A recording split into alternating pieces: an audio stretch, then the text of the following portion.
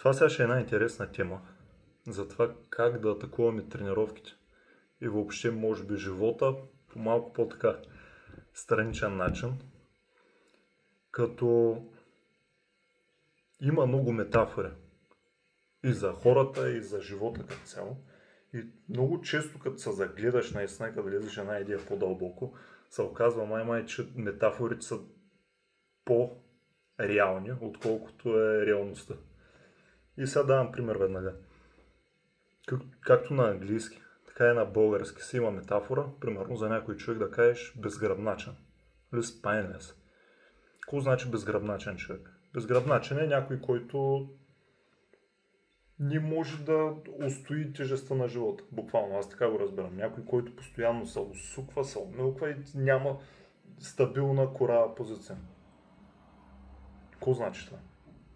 Няма силен гръб, няма силен гръбнак. В случая как изграждаме по-силен гръб, по-силен гръбнак? Като тренираме гърба. Примерно, носим тежко, вземаме голям камък, носим го. Слагаме лос на гърба, носим го. Тренираме тук целият торс. Правим упражнения за гърба. Съответно това до какво води? Имаш, ето, по-силен гръб, по-силен гръбнак. Значи реално, буквално ставаш по-силен. Не си безгръбначен, имаш по-силна, по-корава позиция. Това е много интересен начин, по който метафората буквално става реалност. Другото нещо. Някой като ти каже, стигни съм. Или дай по-сериозно.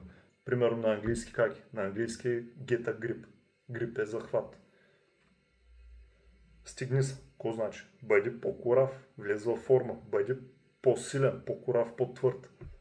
Това какво значи? Че ако си по-твърд и си по-корав, като цяло, най-вероятно ще имаш по-добри възможности и по-голям шанс да се справиш с някакви неща. Или пък, ако захвата ти е по-корав, значи може буквално да държиш живота по-здраво. Аз така си го обяснявам. И хората не случайно са ги нарекли тия метафори по този начин. Защото те буквално са огледало на истинския свят. Някой път загледайте се, замислете се, наблюдавайте ги тия неща в истинския живот, как почват да придобиват все повече и повече смисъл. Примерно някой човек, то се е издръжлив като куче. Какво значи? Това, че няма какво да го събори.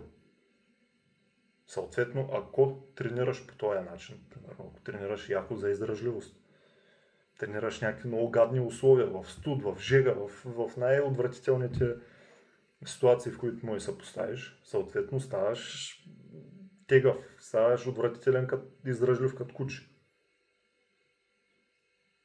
Като кажат горещ човек, какво значи това? Горещ човек, някой дет има пламък вътре. В смисъл, енергията му е толкова топло отвътре, че буквално става горещ човек.